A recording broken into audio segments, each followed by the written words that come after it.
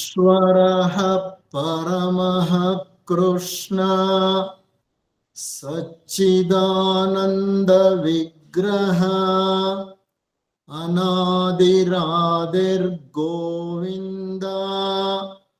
ಸರ್ವಕಾರಣ ಕಾರಣಂ. ಎಲ್ಲಾ ಕಾರಣಗಳಿಗೂ ಮೂಲ ಕಾರಣಕರ್ತನಾದ ಪರಮಾತ್ಮನಿಗೆ ನಮಿಸುತ್ತಾ ಎಲ್ಲ ಜೀವನ್ಮುಕ್ತ ಋಷಿಗಳ ಪಾದಗಳಿಗೆ ಪ್ರಣಾಮಗಳನ್ನು ಸಲ್ಲಿಸುತ್ತಾ ಎಲ್ಲರ ಅಂತರಂಗಗಳಲ್ಲಿ ಅಂತರ್ಯಾಮಿಯಾಗಿ ನೆಲೆಸಿರುವ ಆ ದೈವಿ ಚೈತನ್ಯಕ್ಕೆ ವಂದಿಸುತ್ತಾ, ಸೋದರ ಸೋದರಿಯರೇ, ಇಂದಿನ ಒಂದು ಸತ್ಸಂಗಕ್ಕೆ ನನ್ನನ್ನ ಆಹ್ವಾನಿಸಿ ಅವಕಾಶವನ್ನು ಒದಗಿಸಿಕೊಟ್ಟಂತಹ ಧ್ಯಾನ ಮತ್ತು ವ್ಯಾಸಂಗ ವೃತ್ತದ ನಿರ್ದೇಶಕ ದ್ವಯರಾದಂತಹ ಸೋದರ ವಾಸುದೇವ್ರವರಿಗೂ ಮತ್ತು ಸೋದರಿ ವಾಣಿ ವಾಸುದೇವ್ರವರಿಗೂ ನನ್ನ ಕೃತಜ್ಞತೆಗಳನ್ನು ಅರ್ಪಿಸುತ್ತೇನೆ. ನನ್ನ ಮಾರ್ಗದರ್ಶಕರು ಹಿತಚಿಂತಕರು ಆಗಿದ್ದ ಸೋದರ ಕೃಷ್ಣಮೂರ್ತಿಯವರಿಗೂ ಸುಕೃಷ್ಣಮೂರ್ತಿಯವರಿಗೂ ಮತ್ತು ರುಕ್ಮಿಣಿ ಕೃಷ್ಣಮೂರ್ತಿಯವರಿಗೂ ನನ್ನ ನಮನಗಳನ್ನು ಅರ್ಪಿಸುತ್ತೇನೆ. ಅಲ್ಲದೆ ಈ ಉಪನ್ಯಾಸವನ್ನ ಆಲಿಸುತ್ತಿರುವ ಶ್ರೋತೃ ವರ್ಗಕ್ಕೆ ನನ್ನ ಅನಂತಾನಂತ ನಮನಗಳು. ಧ್ಯಾನ ಮತ್ತು ವ್ಯಾಸಂಗ ವೃತ್ತ, ಅದರ ಜೊತೆಯ ನನ್ನ ನಂಟು ಸುಮಾರು 25 ವರ್ಷಗಳಿಗಿಂತ ಹೆಚ್ಚಿನದು. ಸುಕೃಷ್ಣಮೂರ್ತಿಗಳು ನನ್ನ ಮಾರ್ಗದರ್ಶಕರಾಗಿದ್ದರು. ಅವರೇ ನನ್ನನ್ನ ಈ ಒಂದು ವೇದಿಕೆಗೆ ಪರಿಚಯಿಸಿ ಆಧ್ಯಾತ್ಮದ ಉಪನ್ಯಾಸಗಳನ್ನು ನೀಡಲು ಪ್ರೇರೇಪಿಸಿದರು. ಅವರು ನನ್ನನ್ನ ತಿದ್ದಿ ತೀಡಿ ಬೇಕಾದಂತಹ ಉತ್ತಮ ಸಲಹೆಗಳನ್ನು ನೀಡಿ ರೂಪಿಸಿದರು. ಅವರಿಗೆ ನಾನು ನನ್ನ ಕೃತಜ್ಞತೆಗಳನ್ನ ಪ್ರತಿಯೊಂದು ಸತ್ಸಂಗದಲ್ಲೂ ಅರ್ಪಿಸಲೇಬೇಕು. ನನ್ನ ಪೂಜ್ಯ ಮಾರ್ಗದರ್ಶಕರು ಅವರು. ಇಂದಿನ ಒಂದು ಉಪನ್ಯಾಸದ ವಿಷಯ ಅನಿಶ್ಚಿತತೆ ಮತ್ತು ಅಭದ್ರತೆ, ಅನ್ಸರ್ಟನ್ಟಿ ಅಂಡ್ ಇನ್ಸೆಕ್ಯೂರಿಟಿ. ಈ ಎರಡು ಅಂಶಗಳು ಪ್ರತಿಯೊಬ್ಬ ಮನುಷ್ಯನ ಅಧ್ಯಾತ್ಮ ಜೀವನದಲ್ಲಿ ಪ್ರಗತಿಗೆ ಪೂರಕವಾದಂತ ಅಂಶಗಳು. ನನಗೆ ಸೋದರಿ ವಾಣಿ ವಾಸುದೇವ್ರವರು ಒಂದು 15 ದಿವಸದ ಹಿಂದೆ ಇರಬೇಕು, ಫೋನ್ ಮಾಡಿ ಕೇಳಿದ್ರು, ಈ ರೀತಿ ಡಿಸೆಂಬರ್ 17ನೇ ತಾರೀಕು ನಿಮಗೆ ಅನುಕೂಲವ ಅಂತ. ಕಳೆದ ತಿಂಗಳು ತಾನೇ ನಾನು ಈ ವೇದಿಕೆಯ ಮೂಲಕ ಪರಾವಿದ್ಯೆ ಒಂದು ಸಂಕ್ಷಿಪ್ತ ನೋಟ ಅನ್ನೋ ಉಪನ್ಯಾಸವನ್ನ ಮಾಡಿದ್ದೆ. ಹಾಗಾಗಿ ಜನವರಿಯಲ್ಲಿ ಮತ್ತೊಂದು ಉಪನ್ಯಾಸವನ್ನ ನೀಡೋಣ ಅಂತ ಅನ್ಕೊಂಡಿದ್ದೆ. ಆದ್ರೆ ಜನವರಿಯಲ್ಲಿ ನನಗೆ ಹಲವಾರು ಇತರ ಕಾರ್ಯಕ್ರಮಗಳ ಮೇರೆಗೆ ಔಟ್ ಆಫ್ ಸ್ಟೇಷನ್ ಹೋಗ್ಬೇಕಾಗಿರೋದ್ರಿಂದ ಈ ತಿಂಗಳಿನಲ್ಲೇ ಅವರು ನೀಡಿದಂತಹ ದಿನಾಂಕವೇ ಒಪ್ಕೊಂಡೆ. ಹಾಗೆ ಒಪ್ಕೊಂಡಾಗ ಯಾವ ಒಂದು ಶೀರ್ಷಿಕೆಯ ಮೇಲೆ ನೀವು ಮಾತನಾಡ್ತೀರಿ ಅಂತ ಕೇಳಿದ್ರು, 1-2 ದಿನಗಳಲ್ಲಿ ನಿಮ್ಮ ಬಳಿ ಶೀರ್ಷಿಕೆಯನ್ನ ನೀಡ್ತೇನೆ ಅಂತ ಹೇಳಿದ್ದೆ. ಆ ನಂತರ ಯಾಕೋ ಬಹಳ ಆಳವಾದ ವಿಷಯಗಳಿಗೆ ಹೋಗೋದು ಬೇಡ. ಪ್ರತಿನಿತ್ಯ ಜೀವನದಲ್ಲಿ ಬೇಕಾದಂತಹ ಒಂದು ಸಂದೇಶವನ್ನ ನೀಡುವ ಸಾಮರ್ಥ್ಯವನ್ನ ಹೊಂದಿರೋ ಶೀರ್ಷಿಕೆಯನ್ನ ಹುಡುಕಬೇಕು ಅಂತ ಬಯಸಿದೆ. ಹಾಗೆ ಹುಡುಕಲು ಪ್ರಯತ್ನ ಪಟ್ಟಾಗ ನಾನು ಓಶೋ ಅಂದ್ರೆ ಆಚಾರ್ಯ ರಜನೀಶರ ಎ ಕಪ್ ಆಫ್ ಟೀ ಅನ್ನುವಂಥ ಗ್ರಂಥವನ್ನ ಹಲವಾರು ಬಾರಿ ಓದಿದ್ದೇನೆ. ಆ ಗ್ರಂಥ ನನ್ನ ಮೇಜಿನ ಮೇಲಿತ್ತು. ನಾನು ಕೆಲವು ಪುಟಗಳನ್ನ ಸರಿಸಿದ ತಕ್ಷಣ ನನಗೆ ಈ ಒಂದು ಶೀರ್ಷಿಕೆಗೆ ಬೇಕಾದಂತಹ ಪ್ರೇರೇಪಣೆ ಸಿಕ್ತು. ಅನ್ಸರ್ಟನ್ಟಿ ಅಂಡ್ ಇನ್ಸೆಕ್ಯೂರಿಟಿ, ಅನಿಶ್ಚಿತತೆ ಮತ್ತು ಅಭದ್ರತೆ, ಇವೆರಡು ಮನುಷ್ಯನಿಗೆ ಅಧ್ಯಾತ್ಮ ಪ್ರಗತಿಗೆ ಅತ್ಯಂತ ಪೂರಕವಾದಂತಹ ಅಂಶಗಳು. ಇದೇನು ಹೀಗೆ ಹೇಳ್ತಾರಲ್ಲ ಇವರು? ಅನಿಶ್ಚಿತತೆ ಮನುಷ್ಯನಲ್ಲಿ ಸಾಕಷ್ಟು ಒತ್ತಡವನ್ನು ಉಂಟು ಮಾಡುತ್ತೆ. ಅಭದ್ರತೆ ಬಹಳಷ್ಟು ಆತಂಕವನ್ನು ಉಂಟು ಮಾಡುತ್ತೆ. ಅಂಥ ಎರಡು ಅಂಶಗಳು ಅಧ್ಯಾತ್ಮ ಪ್ರಗತಿಗೆ ಬಹಳ ಮುಖ್ಯ ಅಂತ ಹೇಳ್ತಾರಲ್ಲ ಅನ್ನೋ ಪ್ರಶ್ನೆ ನಿಮಗೆ ಬರ್ಬೋದು. ಇರ್ಲಿ, ಈ ಪ್ರಶ್ನೆಗೆ ಉತ್ತರವನ್ನ ಉಪನ್ಯಾಸದ ಕೊನೆಯಲ್ಲಿ ನಾವೇ ನೋಡೋಣಂತೆ. ಅನಿಶ್ಚಿತತೆ ಅಂದ್ರೆ ಏನು? ಮೊದಲು ಅನಿಶ್ಚಿತತೆಯನ್ನ ತಿಳ್ಕೊಳ್ಳಿಕ್ಕೆ ಪ್ರಯತ್ನ ಪಡೋಣ. ಅನಿಶ್ಚಿತತೆ ಎನ್ನುವುದು ನಮಗೆ ಒದಗಿ ಬರುವ ಪರಿಸ್ಥಿತಿ ಇರಬಹುದು, ಸಂದರ್ಭವಿರಬಹುದು, ಅಥವಾ ಜರುಗುವ ಒಂದು ವಿದ್ಯಮಾನವಿರಬಹುದು.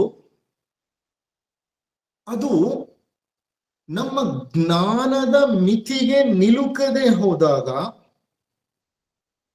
ಅಂತ ವಿದ್ಯಮಾನವನ್ನ, ಪರಿಸ್ಥಿತಿಯನ್ನ, ಸಂದರ್ಭವನ್ನ ನಮಗೆ ಊಹಿಸಲು ಸಾಧ್ಯವಾಗದೆ ಹೋದಾಗ,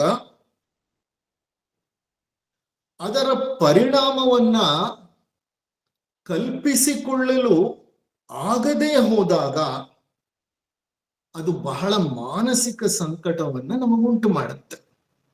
ಅದೇ ಅನಿಶ್ಚಿತತೆ. ಜೀವನ ಅಂದಮೇಲೆ ಪ್ರತಿನಿತ್ಯ ನಾವು ಹಲವಾರು ಸಂದರ್ಭಗಳನ್ನ ಎದುರಿಸುತ್ತಾ ಹಲವಾರು ಘಟನೆಗಳ ಮಧ್ಯೆ ಬೆಳಿಬೇಕಾಗತ್ತೆ. ಜೀವನದಲ್ಲಿ ನಾವು ಎದುರಿಸುವ ಸಂದರ್ಭಗಳು, ಘಟನೆಗಳು, ಜರುಗುವ ವಿದ್ಯಮಾನಗಳು ನಮ್ಮ ಮೇಲೆ ಆಳವಾದ ಪರಿಣಾಮವನ್ನು ಬೀರುತ್ತೆ. ಹಲವಾರು ಸಂದರ್ಭಗಳನ್ನ ನಾವು ಊಹಿಸಬಹುದು, ಕಲ್ಪಿಸಿಕೊಳ್ಳಬಹುದು, ಮುಂದೆ ಹೀಗಾಗುತ್ತೆ ಅನ್ನುವಂತಹ ಒಂದು ಖಚಿತತೆ ಇರಬಹುದು. ಆದರೆ ಹಲವು ಸಂದರ್ಭಗಳು, ಪರಿಸ್ಥಿತಿಗಳು ಹೇಗೆ ಬಂದು ಎರಗುತ್ತೆ ಅಂದ್ರೆ ಆ ಪರಿಸ್ಥಿತಿಗಳನ್ನ ನಾವು ಎಂದೆಂದೂ ಕಲ್ಪಿಸಿಕೊಳ್ಳಲಿಕ್ಕೆ ಸಾಧ್ಯವಿರುವಂತಹ ಸಂದರ್ಭಗಳೇ ಅಲ್ಲ, ಪರಿಸ್ಥಿತಿಗಳೇ ಅಲ್ಲ. ಇದ್ದಕ್ಕಿದ್ದ ಹಾಗೆ ದಿಢೀರನೆ ಎದ್ದು ಬರುತ್ತೆ. ಆ ಪರಿಸ್ಥಿತಿಯ ಬಗ್ಗೆ ನಮಗೆ ನಿಯಂತ್ರಣವೇ ಇರೋದಿಲ್ಲ. We are unable to control it. ನಾವು ಯಾವುದೇ ಪ್ಲಾನ್ ಸಹ ಮಾಡ್ಕೊಂಡಿರೋದಿಲ್ಲ. ಕಾರಣ ಅಂತಹ ಒಂದು ಪರಿಸ್ಥಿತಿ ನಮಗ್ ಬರುತ್ತೆ ಅಂತ ನಾವು ಅನ್ಕೊಂಡೇ ಇರೋದಿಲ್ಲ. ಹಾಗಾಗಿ ದೇರ್ ಇಸ್ ನೋ ಪ್ಲಾನ್. ಅದರ ಪರಿಣಾಮವನ್ನ ಸಹ ನಾವು ಊಹಿಸೇ ಇರೋದಿಲ್ಲ. ಹಾಗೆ ಸಂದರ್ಭ ಅಥವಾ ಪರಿಸ್ಥಿತಿ ಎದುರಾದಾಗ ಅದು ಬಹಿರಂಗ ಅನಿಶ್ಚಿತತೆ, ಬಾಹ್ಯದಲ್ಲಿ ಉಂಟಾಗ್ತಾ ಇರುವಂತಹ ಒಂದು ಅನಿಶ್ಚಿತ ಪರಿಸ್ಥಿತಿ. ಆ ಪರಿಸ್ಥಿತಿಯನ್ನ ಎದುರಿಸುವಲ್ಲಿ ನಮ್ಮ ಮನಸ್ಸು ಒಂದು ಆಂತರಿಕ ಅನಿಶ್ಚಿತತೆಯನ್ನ ಅನುಭವಿಸುತ್ತೆ. ಬಹಿರಂಗದಲ್ಲಿ ಒಂದು ಅನ್ಸರ್ಟನ್ ಸರ್ಕಮ್ಸ್ಟಾನ್ಸ್ ಕ್ರಾಪ್ ಅಪ್ ಆದಾಗ ಅಂತರಂಗದಲ್ಲಿ ಅದನ್ನ ಎದುರಿಸುವಾಗ ಮನಸ್ಸು ಸಾಕಷ್ಟು ಒತ್ತಡಕ್ಕೀಡಾಗತ್ತೆ, ಆತಂಕಕ್ಕೀಡಾಗತ್ತೆ, ವ್ಯಥೆಯನ್ನ ಪಡುತ್ತೆ, ಸಂಕಟವನ್ನ ಅನುಭವಿಸುತ್ತೆ. ಕಾರಣ ಅಂತ ಸಂದರ್ಭವನ್ನ ನಾವು ಎಂದೂ ನಮಗೆ ಒದಗಿ ಬರುತ್ತೆ ಅಂತ ಅನ್ಕೊಂಡೇ ಇರಲಿಲ್ಲ. ಇದ್ದಕ್ಕಿದ್ದ ಹಾಗೆ ಪ್ರತ್ಯಕ್ಷವಾಗೋಯ್ತು. ಜೊತೆಗೆ ಆ ಪರಿಸ್ಥಿತಿ ಹೇಗಿರುತ್ತೆ ಅಂತಂದ್ರೆ ಅದಕ್ಕೆ ಪ್ರಿಪೇರ್ಡ್ನೆಸ್ ಇಲ್ಲ ನಮ್ಮಲ್ಲಿ. ಮತ್ತೆ ಏನಾಗುತ್ತೆ ಆ ಪರಿಸ್ಥಿತಿಯಲ್ಲಿ ಅನ್ನೋದು ಗೊತ್ತಿಲ್ಲ. ಮನುಷ್ಯ ಜೀವನದಲ್ಲಿ ಎಲ್ಲವೂ ನಿಶ್ಚಿತವಾಗಿರಬೇಕು ಅಂತ ಬಯಸ್ತಾನೆ. ಏಕೆಂದ್ರೆ ಯಾವುದು ನಿಶ್ಚಿತವೋ ಅದನ್ನ ಅರ್ಥೈಸಬಹುದು, ಅದನ್ನ ನಿಯಂತ್ರಿಸಬಹುದು, ಎದುರಿಸಲು ಬೇಕಾದ್ರೆ ಒಂದು ಯೋಜನೆಯನ್ನ ರೂಪಿಸಬಹುದು. ಆದರೆ ಯಾವುದು ಅನಿಶ್ಚಿತವೋ ಅದು ನಮ್ಮ ಬುದ್ಧಿಗೆ, ಜ್ಞಾನಕ್ಕೆ ನಿಲುಕದೆ ಹೋಗ್ಬಿಡುತ್ತೆ. ಸಮಸ್ಯೆ ಏನಂದ್ರೆ ಮೂರ್ಖ ಮಾನವ ಎಲ್ಲವೂ ತನ್ನ ನಿಯಂತ್ರಣದಲ್ಲಿರಬೇಕು ಅಂತ ಅನ್ಕೊಂಡು ಬಿಡ್ತಾನೆ. Anything that happens in life should be under my control. ಆದರೆ ಜೀವನದ ಬಹಳಷ್ಟು ವಿದ್ಯಮಾನಗಳು ನಮ್ಮ ನಿಯಂತ್ರಣಕ್ಕೆ ಸಿಲುಕುವುದೇ ಇಲ್ಲ. ಯಾವಾಗ ಕೆಲವು ಸಂದರ್ಭಗಳು ಗೊಂದಲವನ್ನ ಸೃಷ್ಟಿ ಮಾಡುತ್ತೋ, ಅನಿಶ್ಚಿತತೆಯ ಪರಿಸ್ಥಿತಿಯನ್ನ ನಮ್ಮ ಎದುರಿಗಿಟ್ಟು ಬಿಡುತ್ತೋ, ಆಗ ಮನುಷ್ಯ ಹತಾಶನಾಗ್ಬಿಡ್ತಾನೆ, ಸಂಕಟಕ್ಕೀಡಾಗ್ಬಿಡ್ತಾನೆ, ವ್ಯಥೆ ಪಡ್ತಾನೆ. ಪ್ರಕೃತಿಯಲ್ಲಿ ಯಾವುದೂ ನಿಶ್ಚಿತವಲ್ಲ. ಬಹಳ ಅಪರೂಪ ಪ್ರಕೃತಿಯಲ್ಲಿ ನಿಶ್ಚಿತವಾದ ವಿದ್ಯಮಾನಗಳು ನಡೆಯೋದು. ಬಹಳಷ್ಟು ವಿದ್ಯಮಾನಗಳು ಅನಿಶ್ಚಿತವೇ, ಅನ್ಸರ್ಟನ್. ಎಕ್ಸ್ಪೆಕ್ಟ್ ಮಾಡಲಿಕ್ಕೆ ಸಾಧ್ಯವಿಲ್ಲ, ನಿರೀಕ್ಷಿಸಲು ಸಾಧ್ಯವಿಲ್ಲ. ಪ್ರಕೃತಿ ಅನಿಶ್ಚಿತ ಅನ್ನೋದು ಪ್ರಾಣಿ ಪಕ್ಷಿಗಳಿಗೆ ಸಹ ಗೊತ್ತಿರೋ ವಿಷಯ. ಆದರೆ ಮನುಷ್ಯನೆಂಬ ಈ ಮುಂದುವರಿದ ಪ್ರಾಣಿಗೆ ಪ್ರಕೃತಿ ಅನಿಶ್ಚಿತ, ಜೀವನ ಅನಿಶ್ಚಿತ ಮತ್ತು ಜೀವನದಲ್ಲಿ ಸಾಕಷ್ಟು ಘಟನೆಗಳು ಅನಿಶ್ಚಿತ ಅನ್ನೋದನ್ನ ಅರಗಿಸಿಕೊಳ್ಳಲಿಕ್ಕೆ ಬಹಳ ಕಷ್ಟವಾಗುತ್ತೆ. ಒಂದು ಸಣ್ಣ ಕಥೆಯನ್ನು ನಿಮ್ಮ ಮುಂದೆ ಹೇಳ್ತೇನೆ. ಪ್ರಕೃತಿಯಲ್ಲಿ ಅನಿಶ್ಚಿತತೆ ಎಷ್ಟರ ಮಟ್ಟಿಗೆ ಬಲವಾಗಿ ಬೇರೂರಿದೆ, ಮತ್ತೆ ಪ್ರಾಣಿ ಪಕ್ಷಿಗಳು ಆ ಅನಿಶ್ಚಿತತೆಯ ಮಡಿಲಿನಲ್ಲಿ ಹೇಗೆ ಸುಂದರವಾದ ಜೀವನವನ್ನು ನಡೆಸುತ್ತೆ. ಆದರೆ ಮನುಷ್ಯನೆಂಬ ಈ ಪ್ರಾಣಿ ಅನಿಶ್ಚಿತತೆ ಎದುರಾದಾಗ ಯಾಕಿಷ್ಟು ಆತಂಕ, ಒತ್ತಡಗಳಿಗೆ ಸಿಕ್ಕಾಕೊಳ್ತಾನೆ ಅನ್ನೋದು ಒಂದು ಅರ್ಥವಾಗದ ಸಂಗತಿ. ಅದನ್ನ ಕುರಿತು ಒಂದು ಸಣ್ಣ ಕತೆ. ಈ ಕಥೆಯ ಪ್ರಾರಂಭದಲ್ಲಿ ಒಂದು ಸಣ್ಣ ಮುನ್ನುಡಿ ಅಥವಾ ಪೀಠಿಕೆ ಇದೆ. ನಾವು ಈ ಜಗತ್ತಿನಲ್ಲಿ ಎಲ್ಲಾ ಅನಿಶ್ಚಿತತೆಗಳ ಮಧ್ಯೆ ನಿಶ್ಚಿಂತೆಯಾಗಿರಬೇಕು. ಅದೇ ಈ ಒಂದು ಉಪನ್ಯಾಸದ ಸಂದೇಶ. ಇರ್ಲಿ, ಈ ಸಂದೇಶಕ್ಕೆ ಮತ್ತೆ ಬರೋಣ. ಎಲ್ಲ ಅನಿಶ್ಚಿತತೆಗಳ ಮಧ್ಯೆ ನಾವು ನಿಶ್ಚಿಂತೆಯಾಗಿ ಜೀವನವನ್ನು ನಡೆಸಬೇಕು. ಕಾರಣ, ಈ ಜಗತ್ತಿನಲ್ಲಿ ಪ್ರಿಯ, ಅಪ್ರಿಯ, ಬೇಕು ಮತ್ತು ಬೇಡ ಎಲ್ಲ ಸಂಗತಿಗಳು ಇರ್ತವೆ. ಈ ಜಗತ್ತಿನ ಕೇಂದ್ರ ಬಿಂದು ನಾವಲ್ಲ. ನಮ್ಮಂತೆಯೇ ಲಕ್ಷಾಂತರ ಜೀವರಾಶಿಗಳು ಈ ಜಗತ್ತಿನಲ್ಲಿ ಬದುಕಿವೆ. ಕಾರಣ ಏನಂತ ಹೇಳ್ತೀನಿ, ಜಗತ್ತು ನಮಗಾಗಿ ಅಲ್ಲ, ಈ ಜಗತ್ತಿನಲ್ಲಿ ನಾವು ಬದುಕನ್ನ ಕಟ್ಕೊಂಡಿದ್ದೇವೆ ಅಷ್ಟೇ. Man belongs to earth, but earth does not belong only to man. Earth belongs to many living species. ನಾವೇನೋ ಈ ಭೂಮಿ ಮೇಲೆ ಬಂದಿದ್ದೀವಿ, ಒಂದು ಸಣ್ಣ ಬದುಕನ್ನ ಕಟ್ಕೊಂಡಿದ್ದೀವಿ. ಹಾಗಾಗಿ ಎಲ್ಲವೂ ನಮ್ಮ ಮೂಗಿನ ನೇರಕ್ಕೆ ನಡಿಬೇಕು ಅಂತ ನಾವು ಅನ್ಕೋಬಾರ್ದು. ಜೀವನ ನಿಶ್ಚಿತವಾಗಿರ್ಬೇಕು, ಖಚಿತವಾಗಿರ್ಬೇಕು, ಇದೇ ಮಾರ್ಗದಲ್ಲಿ ಹೋಗ್ಬೇಕು, ಆಗ ಮಾತ್ರ ನಾನು ನೆಮ್ಮದಿಯಾಗಿರ್ತೇನೆ ಅಂತ ಅನ್ಕೊಂಡ್ರೆ ಅದು ಘೋರ ದುರಂತಕ್ಕೆ ಕಾರಣವಾಗುತ್ತೆ. ಈ ಜಗತ್ತಿನಲ್ಲಿ ನಾವು ಹೊಂದಿಕೊಂಡು ಬದುಕಬೇಕಾಗತ್ತೆ ಅನಿಶ್ಚಿತತೆಗಳ ಮಧ್ಯೆ. ಕತ್ತಲಾದರೆ ಕತ್ತಲನ್ನೇ ಸ್ವೀಕರಿಸಬೇಕು, ಬೆಳಕಾದರೆ ಬೆಳಕನ್ನೇ ಸ್ವೀಕರಿಸಬೇಕು.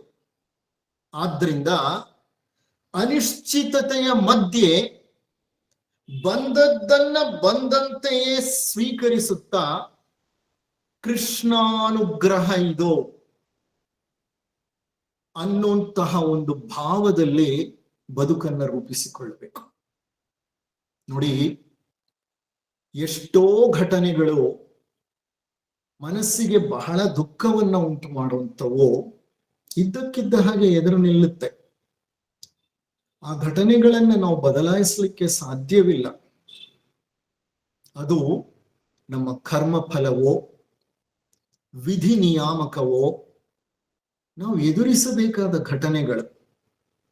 ಆ ಘಟನೆಗಳನ್ನ ಈಸಿ ಜಯಿಸಬೇಕು ನಾವು.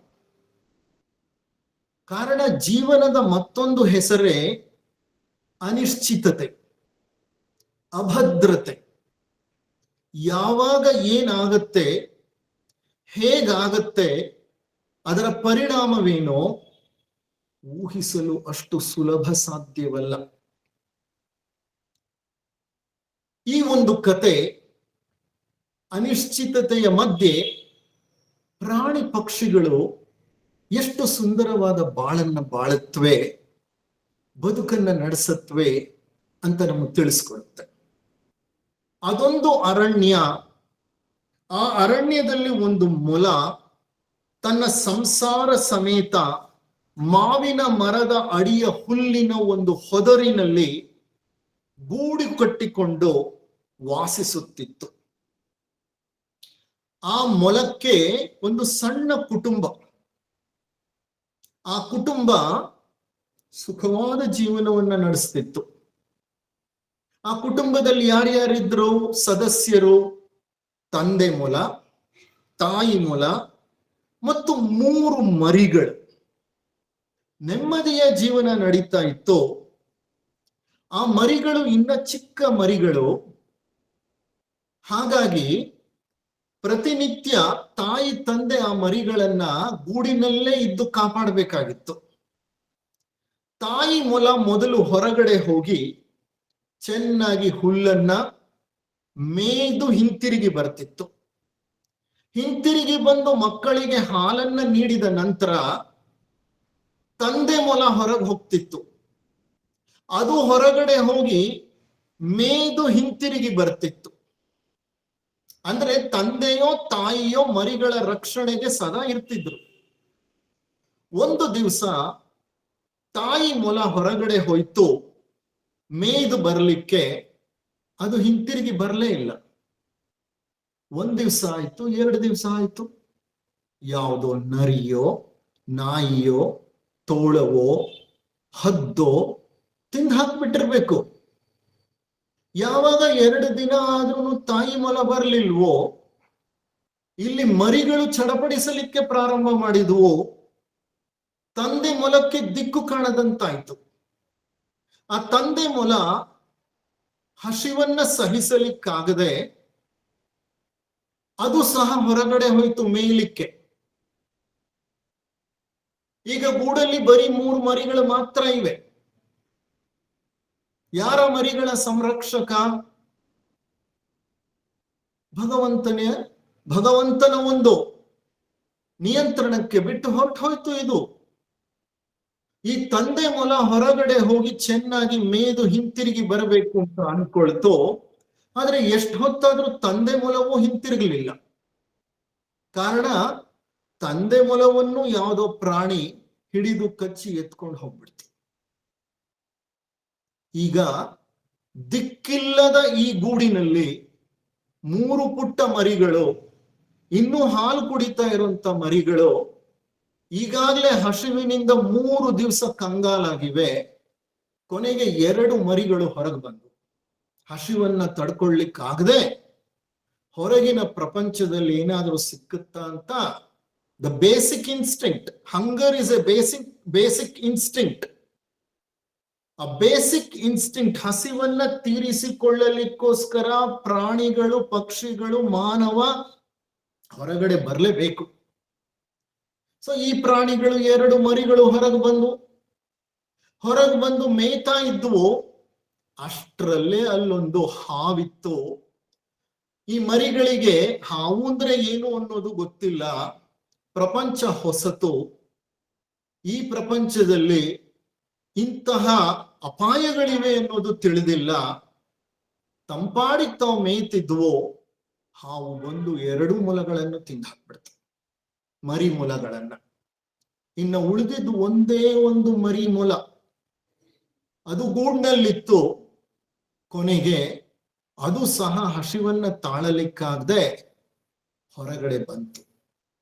ಇದನ್ನೆಲ್ಲ ಆ ಮರದ ಮೇಲೆ ಒಂದು ಗಿಳಿ ಕುಳಿತುಕೊಂಡು, ಪಕ್ಕದಲ್ಲೇ ಮಾಮರದ ಮರ ಇತ್ತು, ಮಾವಿನ ಮರ.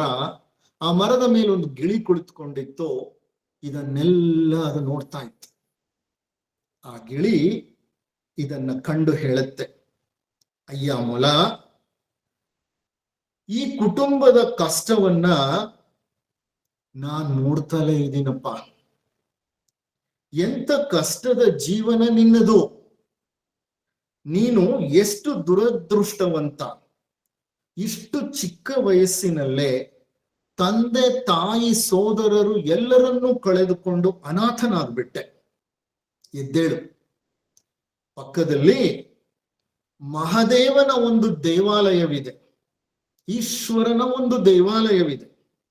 ಅಲ್ಲಿಗೆ ರಾಜ ಮಹಾರಾಜರೆಲ್ಲ ತಮ್ಮ ಕಷ್ಟಗಳನ್ನ ಕಳೆದುಕೊಳ್ಳಲು, ಬೇಡಿಕೊಳ್ಳಲು ಭಗವಂತನಲ್ಲಿ ಬರ್ತಾ ಇರ್ತಾರೆ. ನೀನು ಸಹ ಎದ್ದು ನಡೆ. ಯಾಕೋ ಶಕುನ ಚೆನ್ನಾಗಿಲ್ಲ, ಎಲ್ಲರನ್ನೂ ಕಳೆದುಕೊಂಡು ಅನಾಥನಾಗ್ಬಿಟ್ಟಿದೀಯಾ, ನೀನಾದ್ರೂ ಬದುಕಿ ಬಾಳು. ಹಾಗಾಗಿ ಪಕ್ಕದಲ್ಲಿರುವ ಭಗವಂತನ ದೇವಾಲಯಕ್ಕೆ ಹೋಗಿ ಆ ಈಶ್ವರನ ಸನ್ನಿಧಿಯಲ್ಲಿ ನಿಂತು ಬೇಡಿಕೊ. ನಿನ್ನ ಜಾತಕವೇ ಸರಿ ಇಲ್ಲ ಅಂತ ನನಗನ್ನಿಸ್ತಿದೆ ಅಂತ ಗಿಳಿ ಹೇಳ್ತು. ಆ ಗಿಳಿಯ ಮಾತುಗಳನ್ನ ಈ ಮೊಲದ ಮರಿ, ಒಂದೇ ಒಂದು ಮರಿ ಉಳಿದಿತ್ತಲ್ಲ, ಅದು ತದೇಕ ಚಿತ್ತದಿಂದ ಕೇಳಿಸ್ಕೊಳ್ತು. ಮತ್ತು ಆ ಮೊಲದ ಮರಿ ಗಿಳಿಯ ಜೊತೆ ಮಾತನಾಡ್ತು. ಅಯ್ಯ ಗಿಳಿ, ನಿನ್ನ ಸಲಹೆಗೆ ಧನ್ಯವಾದಗಳು. ಆದರೆ ನಾನು ಈಗ ಹೇಳುವ ಮಾತು ನೆನಪಿರಲಿ ನಿನಗೆ. ನಾನು ಏನ್ ಹೇಳ್ತಿದ್ದೀನಿ ಅಂತ ನೋಡಪ್ಪ. ನೀನೇನೋ ನನ್ನನ್ನ ಈಶ್ವರನ ದೇವಸ್ಥಾನಕ್ಕೆ ಹೋಗಿ ಬೇಡಿಕೋ, ಪ್ರಾರ್ಥಿಸಿಕೋ, ಆ ಭಗವಂತ ನಿನ್ನನ್ನ ಕಾಪಾಡ್ತಾನೆ ಅಂತ ಹೇಳ್ತಿದೀಯ. ಆದ್ರೆ ನಾನ್ ನಿನಗೆ ಹೇಳ್ತಿದ್ದೀನಿ ನೋಡು, ನಮ್ಮದು ಮನುಷ್ಯರಂತೆ ಬೇಡುವ ಜಾತಿ ಅಲ್ಲ, ನಮ್ಮದು ಬದುಕುವ ಜಾತಿ. ಮರಣವನ್ನು ಸಹ ನಾವು ಬದುಕಿನ ಒಂದು ಅಂಗವೆಂದೇ ಸ್ವೀಕರಿಸಿ ಬಿಟ್ಟಿದ್ದೇವೆ. ನಾವು ಹುಟ್ಟಿದಾಗಲೇ ನಮ್ಮ ಜೀವನ ಅನಿಶ್ಚಿತ. 10 ಮರಿಗಳು ಹುಟ್ಟಿದ್ರೆ 8, 9 ಮರಿಗಳು ಯೌವನವನ್ನ ತಲುಪೋದಿಲ್ಲ, ಮರಣವನ್ನು ಹೊಂದ್ಬಿಡುತ್ತವೆ. ಕಾಯಿಲೆಯಿಂದಲೋ, ನಿಶ್ಶಕ್ತಿಯಿಂದಲೋ, ಆಹಾರ ದೊರಕದೆಯೋ, ಅಥವಾ ಪ್ರಾಣಿಗಳ ಬಾಯಿಗೆ ತುತ್ತಾಗಿಯೋ ಸತ್ತೇ ಹೋಗ್ಬಿಡ್ತೇವೆ ನಾವು. ಅಂತಹ ಒಂದು ಪರಿಸ್ಥಿತಿಯಲ್ಲಿ ನಾವು ಯಾವ ಶಸ್ತ್ರಾಸ್ತ್ರಗಳೂ ಇಲ್ಲದೆ ಕ್ರೂರ ಮೃಗಗಳೊಂದಿಗೆ ಅನಿಶ್ಚಿತ ಪರಿಸ್ಥಿತಿಯಲ್ಲಿ ಲಕ್ಷ ಲಕ್ಷ ವರ್ಷಗಳಿಂದ ನಿರ್ಭಯವಾಗಿ ಬದುಕಿ ಉಳಿದಿದ್ದೇವೆ. ಹಾಗಾಗಿ ಶಿವನ ದೇವಸ್ಥಾನಕ್ಕೆ ಹೋಗಿ ಪ್ರಾರ್ಥಿಸುವಂತೆ ನನಗೆ ಹೇಳಬೇಡ. ಯಾವ ಪರಿಸ್ಥಿತಿ ನನಗೆ ಎದುರಾಗತ್ತೋ ಆ ಪರಿಸ್ಥಿತಿಯನ್ನ ನಾನು ನಿಶ್ಚಿಂತೆಯಿಂದ ಸ್ವೀಕರಿಸುತ್ತೇನೆ. ಮೊಲದ ಮರಿಯ ಆತ್ಮಬಲದ ನುಡಿಗಳನ್ನ ಕೇಳಿ ಆ ಗಿಳಿಗೆ ದಿಗ್ಭ್ರಮೆಯಾಗೋಯ್ತು. ಮೊಲದ ಮರಿಯ ನುಡಿಗಳು ಗಿಳಿಯ ಕಣ್ತೆರೆಸಿತು. ಬದುಕು ಅಂದ್ರೆ ಇದು. ಬೇಡ್ಕೊಂಡು ತಿರುಗುವುದು ಬದುಕಲ್ಲ. ಬಂದದ್ದನ್ನ ಬಂದ ಹಾಗೆ ಶಿವಾನುಗ್ರಹ ಇದು ಅಂತ ನಿಶ್ಚಿಂತೆಯಿಂದ ಬದುಕೋದಿದೆಯಲ್ಲ, ಅದು ಸುಂದರವಾದ ಬದುಕು.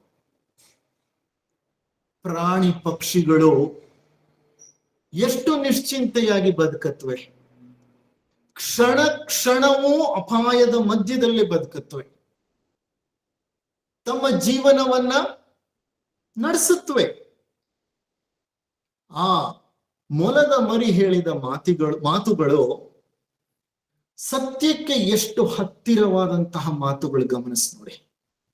ಮನುಷ್ಯ ಸ್ವಲ್ಪ ಅಪಾಯಕ್ಕೀಡಾದ್ರೆ, ಸ್ವಲ್ಪ ಗೊಂದಲದಲ್ಲಿ ಸಿಕ್ಕಾಕೊಂಡ್ರೆ, ಸ್ವಲ್ಪ ಅನಿಶ್ಚಿತತೆ ಪ್ರಾರಂಭವಾದರೆ, ಸ್ವಲ್ಪ ಅಭದ್ರತೆ ಕಾಡಿದ್ರೆ ತಕ್ಷಣ ಏನ್ ಮಾಡ್ತಾನೆ? ತೆಂಗಿನಕಾಯಿ, ಕರ್ಪೂರ, ಗಂಧದ ಕಡ್ಡಿ ಎತ್ಕೊಂಡು ದೇವಸ್ಥಾನಗಳಿಗೆ ಹೊರಟು ಬಿಡ್ತಾನೆ ಬೇಡ್ಲಿಕ್ಕೆ. ಅದಕ್ಕೆ ಆ ಮೊಲದ ಮರಿ ಬಹಳ ಚೆನ್ನಾಗಿ ಹೇಳುತ್ತೆ. ಏನಂತ ಹೇಳುತ್ತೆ? ನಮ್ಮದು ಮನುಷ್ಯರಂತೆ ಬೇಡುವ ಜಾತಿ ಅಲ್ಲ, ನಮ್ಮದು ಎಲ್ಲ ಅಪಾಯಗಳ ಮಧ್ಯೆ ಬದುಕುವ ಜಾತಿ, ಬಂದದ್ದನ್ನ ಬಂದ ಹಾಗೆ ಸ್ವೀಕರಿಸುವ ಜಾತಿ. ಹೌದಾ ಅಲ್ವಾ? ಪ್ರಕೃತಿಯಲ್ಲಿ ಎಷ್ಟು ರಹಸ್ಯಗಳು ಅಡಗಿವೆ ನೋಡಿ. ನಾವು ಸೂಕ್ಷ್ಮವಾಗಿ ಗಮನಿಸ್ತಾ ಹೋದ್ರೆ ಪ್ರಕೃತಿ ಎಂತೆಂಥ ಪಾಠಗಳನ್ನ ಕಲಿಸುತ್ತೆ ನಮ್ಗೆ. ಹೌದಲ್ವೇ? ಮನುಷ್ಯ ಅಂತ ಸಣ್ಣ ಪ್ರಾಣಿಗಳಿಗೆ ಹೋಲಿಸಿದ್ರೆ ಮಾನಸಿಕವಾಗಿ ಎಷ್ಟು ದುರ್ಬಲ ಅಲ್ವಾ? ಎಂತ ಮಾನಸಿಕ ದೌರ್ಬಲ್ಯವನ್ನು ಹೊಂದಿದ್ದೀವಿ. ಕ್ಷಣ ಕ್ಷಣವೂ ಹೆದರ್ತೀವಿ. ಅನಿಶ್ಚಿತತೆ ಎದುರಾದಾಗ ಅದನ್ನ ಪರಿಹರಿಸಿಕೊಳ್ಳುವ ಒಂದು ಹಂತದಲ್ಲಿ ಎಷ್ಟು ಒತ್ತಡಕ್ಕೀಡಾಗ್ತೀವಿ. ಕೆಲವು ಸಣ್ಣ ಅಲ್ಪ ಕಾಲದ ಅನಿಶ್ಚಿತತೆಗಳು ನಮ್ಮನ್ನ ಎಷ್ಟು ಅಲುಗಾಡಿಸಿ ಬಿಡುತ್ತವೆ. ಆ ಸಣ್ಣ ಪ್ರಾಣಿಗಳು ಎಲ್ಲ ಸವಾಲುಗಳನ್ನ ಎದುರಿಸಿ ನೂರಾರು ಅನಿಶ್ಚಿತತೆಗಳ ಮಧ್ಯೆ ಹೇಗೆ ಬದುಕಿ ಬಾಳುತ್ತವೆ. ಇದು ಪ್ರಕೃತಿ ನಮಗೆ ನೀಡುವ ಸುಂದರ ಸಂದೇಶ. ಇದೇ ನಿರ್ಭಯತೆ. ನಿರ್ಭಯತೆ ಅಂದ್ರೆ ಏನ್ ಗೊತ್ತಾ? ಧೈರ್ಯವಾಗಿ ಕಾದಾಡೋದು ಅಂತ ಅಲ್ಲ. ನಿರ್ಭಯತೆ ಅಂದ್ರೆ ಬಂದದ್ದನ್ನ ಬಂದಂತೆ ಸ್ವೀಕರಿಸುವ ಮತ್ತು ಎದುರಿಸುವ ಮನಸ್ಥಿತಿ. ಆಗ ಅನಿಶ್ಚಿತತೆ ನಮ್ಮನ್ನ ಕಾಡಲು ಸಾಧ್ಯವಿಲ್ಲ. What can you do? Uncertainty. I am ready to accept anything that happens to me. I am ready to welcome anything that is given to me as a part of this life. I am ready to live with any situation which confronts me or I confront it. ತಯಾರಾಗ್ಬಿಡಿ. ಆಗ ಅನಿಶ್ಚಿತತೆ ನಮ್ಮನ್ನು ಕಾಡಲಿಕ್ಕಿಲ್ಲ. ಯಾಕೆ ಕಾಡುವುದಿಲ್ಲ ಅಂತಂದ್ರೆ, ಏನಾದ್ರೂ ಜರಗಲಿ ಅದನ್ನ ನಾನು ಪರಮಾತ್ಮನ ಅನುಗ್ರಹವೆಂದು ಸ್ವೀಕರಿಸ್ತೀನಿ. ಅದು ಒಳ್ಳೇದಾಗ್ಲಿ ಕೆಟ್ಟದಾಗ್ಲಿ, ಇಷ್ಟವಾಗಿರೋದಾಗ್ಲಿ ಇಷ್ಟ ಇಲ್ಲದೆ ಇರೋದಾಗ್ಲಿ, ಸುಖವಾಗಲಿ ದುಃಖವಾಗಲಿ, ನೋವಾಗಲಿ ನಲಿವಾಗಲಿ, ಕಷ್ಟವಾಗ್ಲಿ ಕಾರ್ಪಣ್ಯವಾಗ್ಲಿ ನಾನದನ್ನ ನಿಶ್ಚಿಂತೆಯಿಂದ ಸ್ವೀಕರಿಸಿ ಭಗವಂತ ನೀನಿಟ್ಟ ಹಾಗೆ ನಾನು ಇದ್ದು ಬಿಡ್ತೀನಿ, ನೀನ್ ಕೊಟ್ಟದ್ದನ್ನ ನಾನು ಸ್ವೀಕರಿಸ್ತೀನಿ ಅನ್ನೋಂಥ ಭಾವವನ್ನು ಬೆಳೆಸ್ಕೊಂಡು ಬಿಟ್ರೆ ಆಗೇನಾಗುತ್ತೆ, ಅನಿಶ್ಚಿತತೆ ನಮ್ಮನ್ನ ಕಾಡೋದಿಲ್ಲ. ಮೊಟ್ಟ ಮೊದಲನೇದಾಗಿ. ಎರಡನೇದಾಗಿ ನಾವು ವರ್ತಮಾನದಲ್ಲಿ ಬದುಕಲು ಕಲಿತೀವಿ. ಅನಿಶ್ಚಿತತೆ ನಮ್ಮನ್ನು ಯಾಕೆ ಕಾಡುತ್ತೆ ಅಂದ್ರೆ ನಮ್ಮ ಮನಸ್ಸು ಭವಿಷ್ಯದಲ್ಲಿ ಕೆಲಸ ಮಾಡ್ತಿರುತ್ತೆ. ಅನಿಶ್ಚಿತತೆ ಅನ್ನೋದೇ ಭವಿಷ್ಯದಿಂದ ಉತ್ಪತ್ತಿ ಆಗೋದು. ಮುಂದೇನಾಗತ್ತೋ, ಯಾವ ಕೇಡ್ ಕಾದಿದೆಯೋ, ಯಾವ ಸಂದರ್ಭದಲ್ಲಿ ಏನ್ ಎರಗುತ್ತೋ, ಇಂಥ ಕಲ್ಪನೆಗಳನ್ನ ಮಾಡಿಕೊಂಡು ನಿಜವಾಗ್ಲೂ ಅಂತಹ ಯಾವುದೋ ಒಂದು ಘಟನೆ ಸಂಭವಿಸಿದಾಗ, ಅನಿಶ್ಚಿತ ಘಟನೆ, ಅದನ್ನ ಎದುರಿಸಲಿಕ್ಕಾಗದೆ ಮನುಷ್ಯ ಕುಗ್ಗಿ ಹೋಗ್ಬಿಡ್ತಾನೆ. ಮನುಷ್ಯನ ಸಮಸ್ಯೆ ಏನು ಅಂದ್ರೆ ಸದಾ ಭೂತಕಾಲದಲ್ಲಿರ್ತಾನೆ ಅಥವಾ ಭವಿಷ್ಯ ಕಾಲದಲ್ಲಿರ್ತಾನೆ. ಭೂತ ಒಂದು ರೀತಿ ಕಾಡುತ್ತೆ ಅವನನ್ನ, ಭವಿಷ್ಯ ಮತ್ತೊಂದು ರೀತಿ ಕಾಡುತ್ತೆ.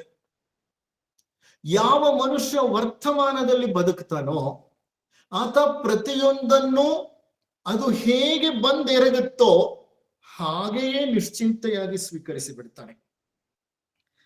ಜೀವನದಲ್ಲಿ ನಾವು ಎದುರಿಸುವ ಅತ್ಯಂತ ಕಷ್ಟದ ದಿನಗಳಿದೆಯಲ್ಲ, ಅವು ಸತ್ಯವಾಗಿಯೂ ಆ ಭಗವಂತನ ಆಶೀರ್ವಾದಗಳು. ನಾವೆಷ್ಟೋ ಸಂದರ್ಭದಲ್ಲಿ ಕಷ್ಟದಿಂದ ನುಣುಚಿಕೊಳ್ಳಲಿಕ್ಕೆ, ಸಮಸ್ಯೆಗಳಿಂದ ನುಣುಚಿಕೊಳ್ಳಲಿಕ್ಕೆ ಬಹಳ ಪ್ರಯತ್ನ ಪಡ್ತೀವಿ. ನಾವು ನಮ್ಮ ಜೀವನ ಖಚಿತತೆಯ ಹಾದಿಯಲ್ಲಿ ನಡಿಬೇಕು. ಏನು ಇದ್ದಕ್ಕಿದ್ದ ಹಾಗೆ ಬಂದು ಎರಗಬಾರದು. ನನಗೆ ಯಾವುದೂ ಅನಿಶ್ಚಿತತೆ ಇರಬಾರದು. ನಾನು ಇನ್ನು 10 ವರ್ಷ ಬದುಕಿರ್ತೀನಿ ಅಂದ್ರೆ ಈ 10 ವರ್ಷ ನನ್ನ ಜೀವನದಲ್ಲಿ ಏನಾಗುತ್ತೆ ಅನ್ನೋದು ನನಗೆ ಗೊತ್ತಿರ್ಬೇಕು.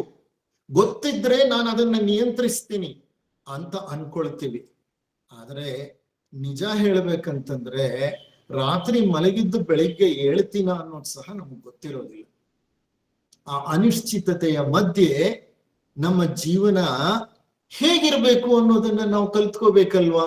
ಪ್ರತಿಯೊಂದು ನಿಶ್ಚಿತವಾಗಿರ್ಬೇಕು, ನನ್ನ ಮೂಗಿನ ನೇರಕ್ಕೆ ನಡಿಬೇಕು ಅಂದ್ರೆ ಅದು ಖಂಡಿತ ಈ ಜಗತ್ತಿನಲ್ಲಿ ಸಾಧ್ಯವಿಲ್ಲ, ಈ ಜೀವನದಲ್ಲಿ ಸಾಧ್ಯವಿಲ್ಲ. ಕಾರಣ ಜೀವನದ ಮತ್ತೊಂದು ಅರ್ಥವೇ ಅನಿಶ್ಚಿತತೆ. ಕಷ್ಟದ ದಿನಗಳಲ್ಲಿ, ಆ ಸಂಕಷ್ಟಗಳಲ್ಲಿ, ಆ ಅನಿಶ್ಚಿತತೆಗಳಲ್ಲಿ, ಆ ಅಭದ್ರತೆಯ ಮಧ್ಯೆ ನಮ್ಮ ಮನಸ್ಸು ಏನಾಗತ್ತೆ ಗೊತ್ತಾ, ಅಂತರೀಕ್ಷಣೆಯನ್ನ ಪ್ರಾರಂಭ ಮಾಡುತ್ತೆ. ಯಾವಾಗ ಮನುಷ್ಯ ಬಹಳ ಏಟ್ ತಿಂತಿರ್ತಾನೋ ಜೀವನದಲ್ಲಿ, ಆತ ಹೊರಗಿನ ಜೀವನದ ಬಗ್ಗೆ ಜಿಗುಪ್ಸೆ ಬೆಳೆಸ್ಕೊಳ್ತಾನೆ. ಬಂದ್ಬಿಡುತ್ತದು ಜಿಗುಪ್ಸೆ.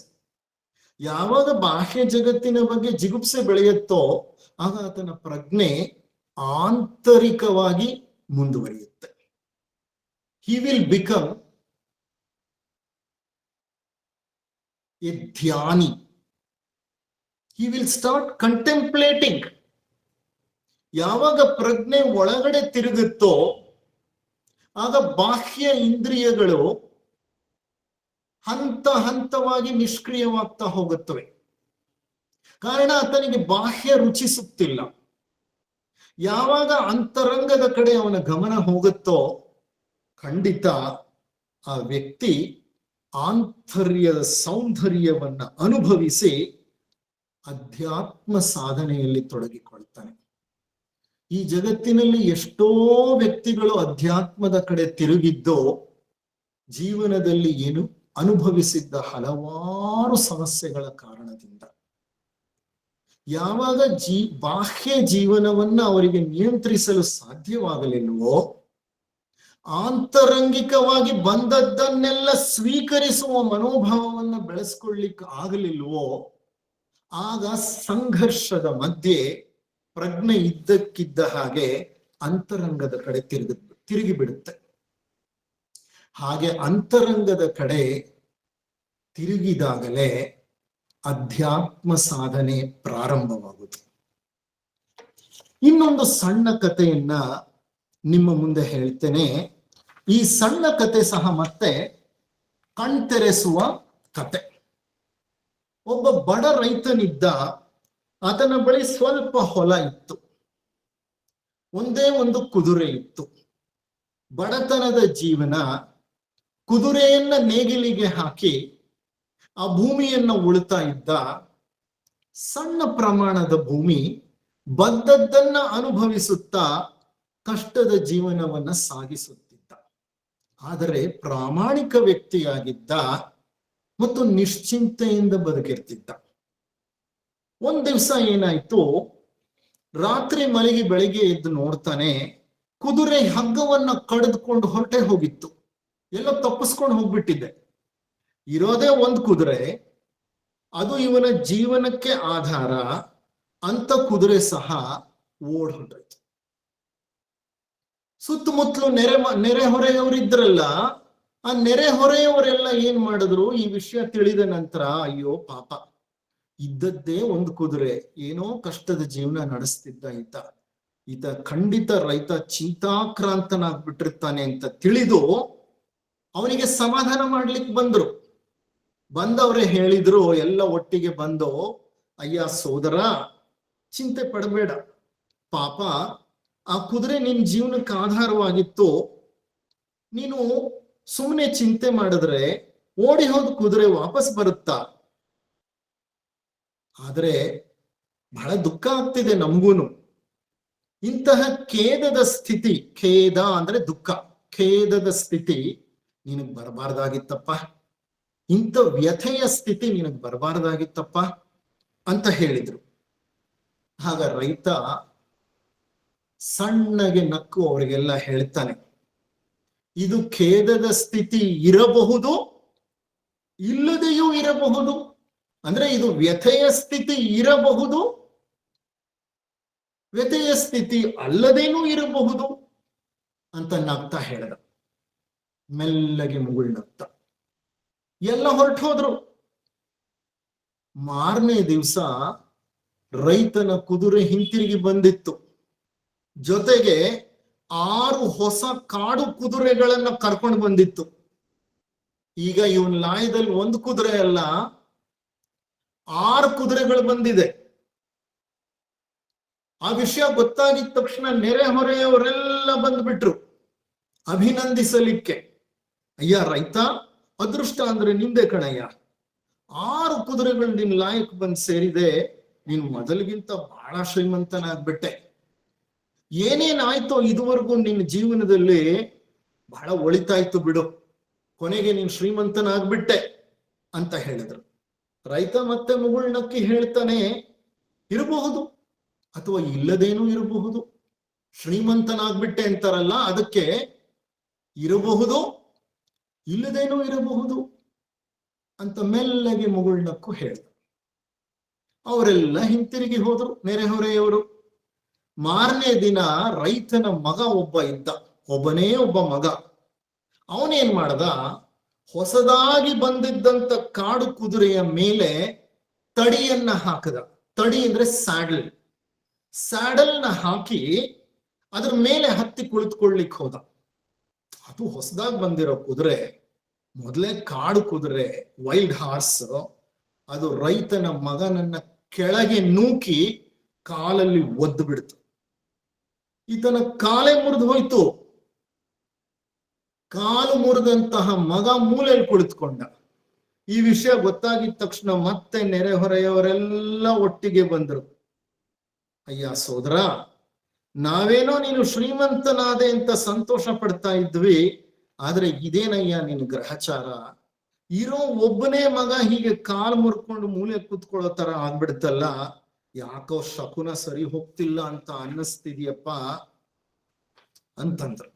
ಆಗ ರೈತ ಮತ್ತೆ ಹೇಳ್ದ, ಇರಬಹುದು, ಇಲ್ಲದೆಯೂ ಇರಬಹುದು, ಶಕುನ ಸರಿ ಇಲ್ಲದೆ ಇರಬಹುದು ನೀವು ಹೇಳ್ದಂಗೆ, ಅಥವಾ ಸರಿನೂ ಇರಬಹುದು ಅಂತ ಅಂದ. ಎಲ್ಲ ಹೊರಟು ಹೋದ್ರು. ಈ ರೈತನ ಮಗ ಊರಿನ ನಾಟಿ ವೈದ್ಯರ ಬಳಿ ಹೋದ. ಅವರು ಕಟ್ಟು ಹಾಕಿದ್ರು ಅವನಿಗೆ, ಅಯ್ಯ ನೀನೊಂದು 2 ತಿಂಗಳು ಎಲ್ಲೂ ಓಡಾಡಬಾರ್ದು, ತೆಪ್ಪಗ್ ಮನೇಲಿ ಕುತ್ಕೊ ಅಂತಂದ್ರು. ಅವನು ಮನೆಗೆ ಬಂದು ಸುಮ್ಮನೆ ಕುಳಿತುಕೊಂಡ. 2 ದಿನಗಳಾಯ್ತು. ಆ ರಾಜ್ಯದ ಸೈನ್ಯಾಧಿಕಾರಿ, ಕೆಲವು ಅಧಿಕಾರಿಗಳು ಹಳ್ಳಿಗೆ ಬಂದರು.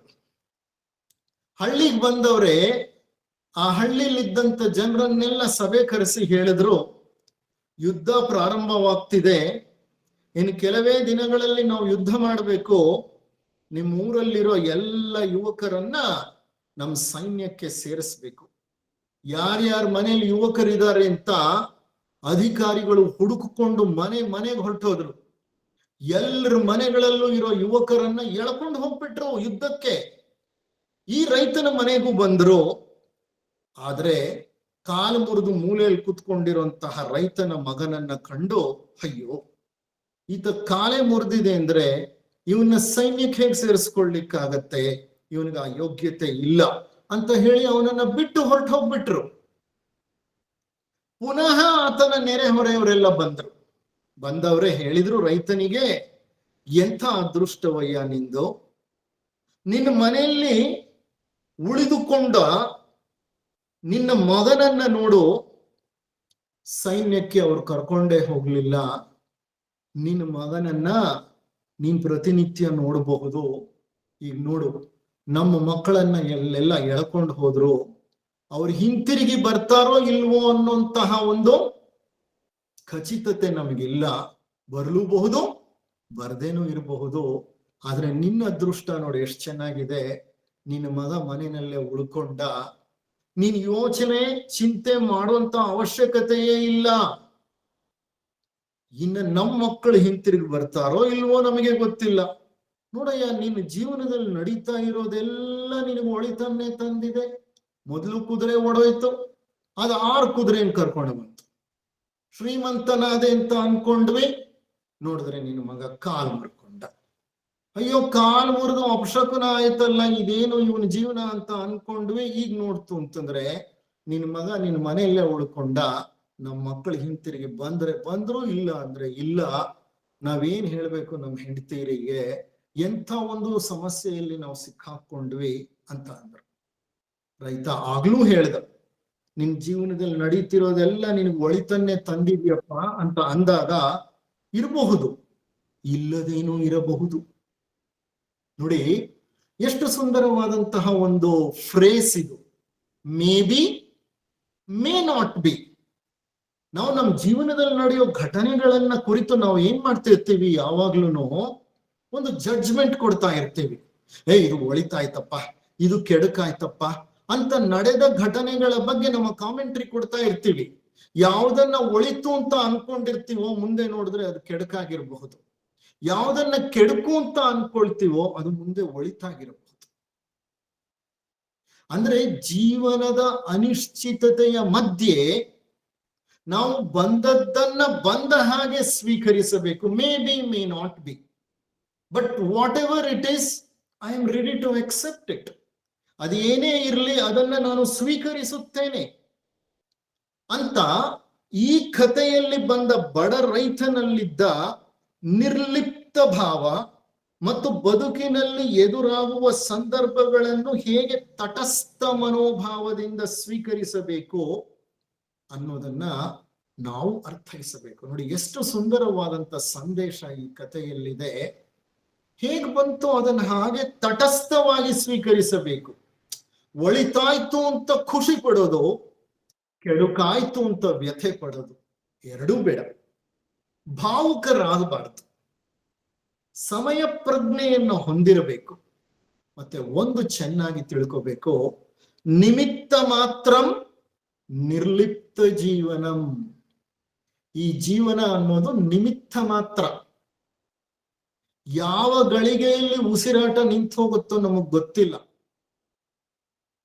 ಆದ್ರಿಂದ ನಿರ್ಲಿಪ್ತವಾಗಿರೋದನ್ನ ಕಲಿಬೇಕು.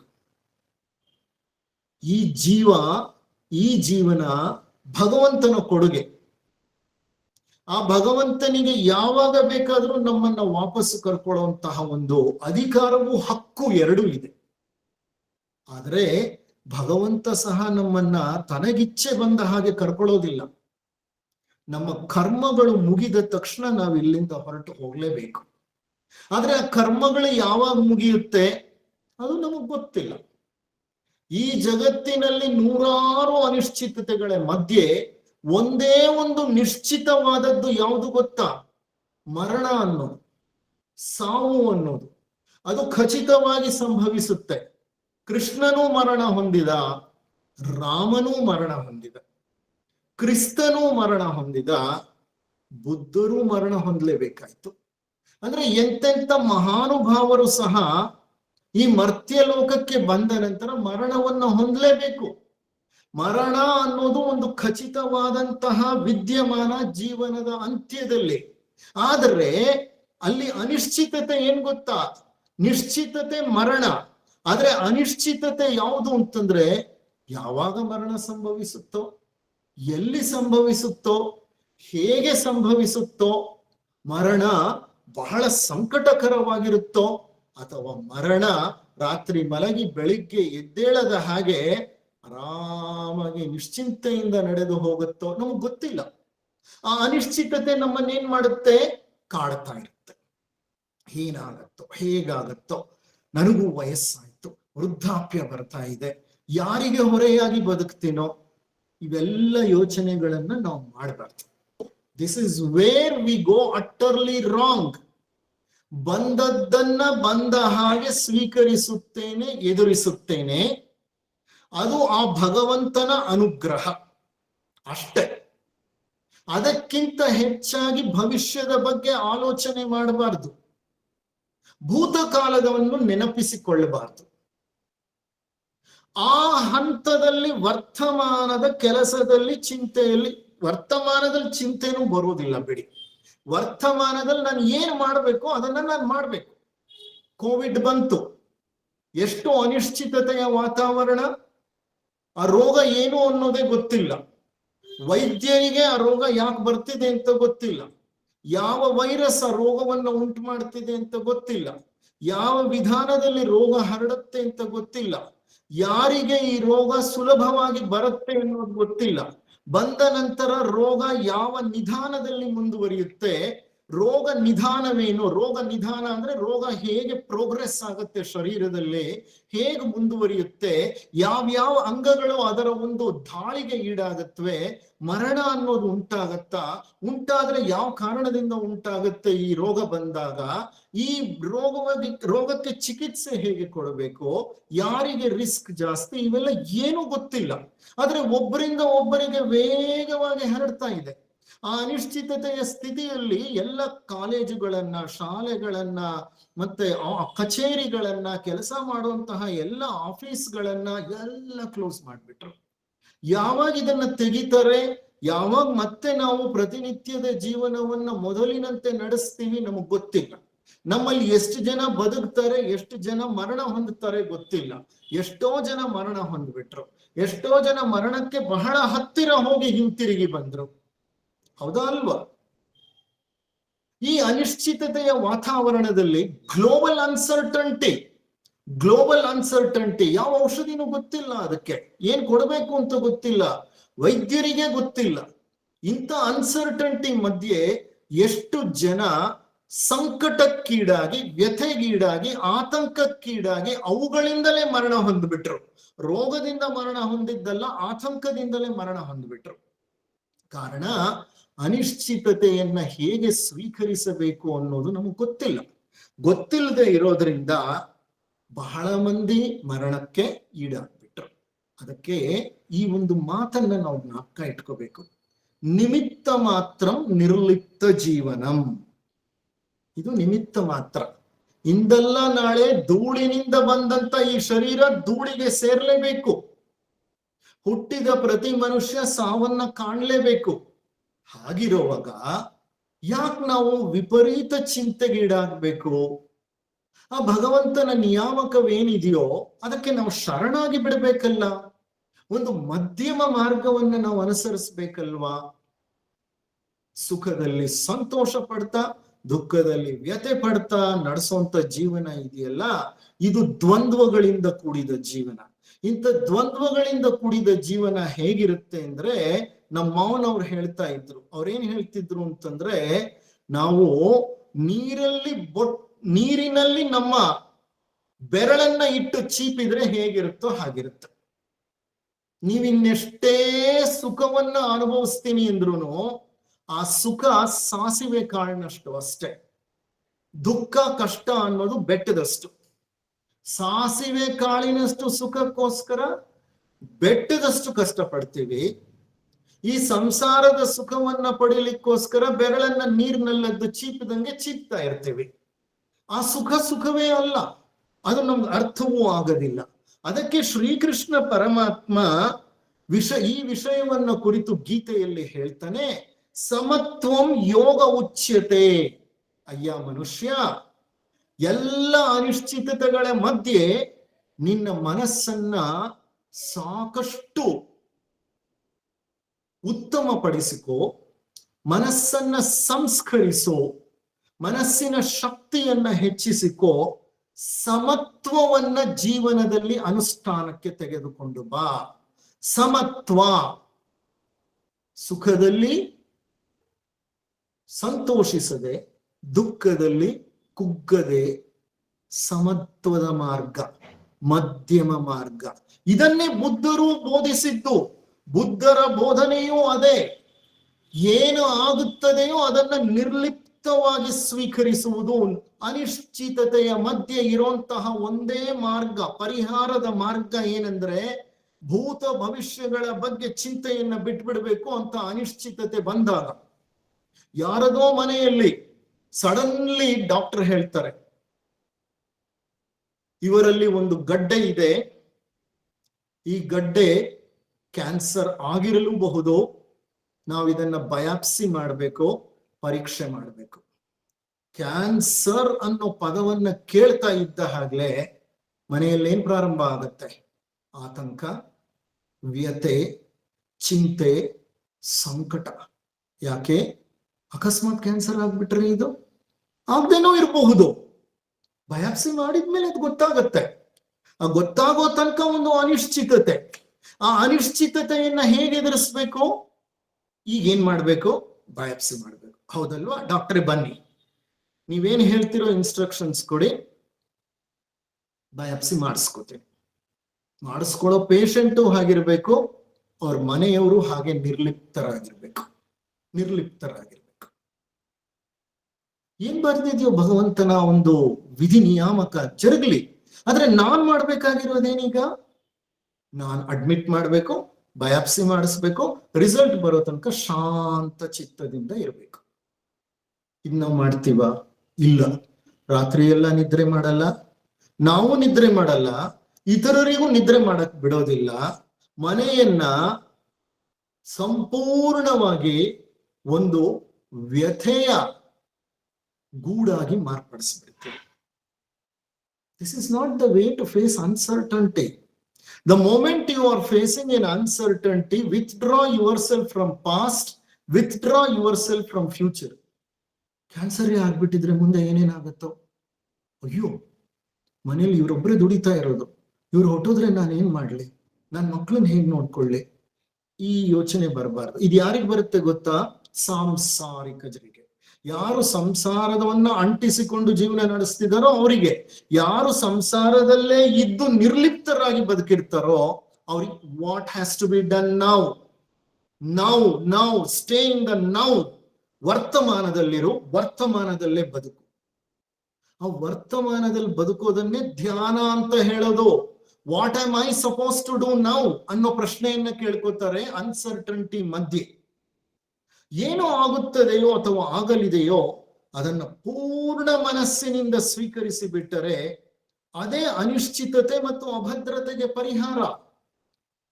Acceptance happens when mind is in perfect alignment with what is.